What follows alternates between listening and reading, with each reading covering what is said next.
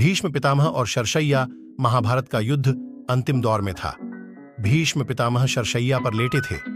युधिष्ठिर अपने भाइयों के साथ उनके चरणों के समीप बैठे उनका धर्मोपदेश सुन रहे थे।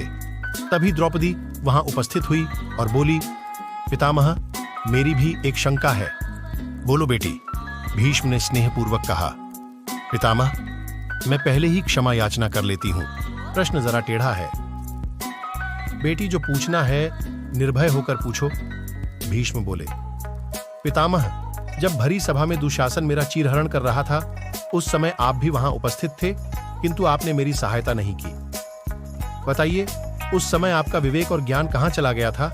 एक अबला के चीरहरण का दृश्य आप अपनी आंखों से किस प्रकार देख सके थे? यह सुनकर पांडव चौंक उठे। भीष्म गंभीर हो गए। यह प्रश्न उनके सम्मुख पहली बार नहीं आया था। जिस समय यह घटना घटी थी, उस समय भी यही प्रश्न उनके सम्मुख था। उसके बाद जब कभी उन्हें इस घटना का स्मरण होता, तो वह प्रश्न रूप में ही उनके सामने रहता। आज द्रौपदी ने स्पष्ट पूछ लिया था। भीष्म बोले, बेटी, तुम ठीक कहती हो।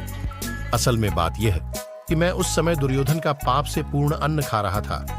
वही पाप मेरे मन और मस्तिष्क में समाया हुआ था। मैं देख रहा था कि यह अत्याचार हो रहा है, अधर्म हो रहा है, लेकिन उसको रोक नहीं सका। मैं चाहता था कि ऐसा न हो, किंतु मना करने का सामर्थ्य मुझ में नहीं रह गया था।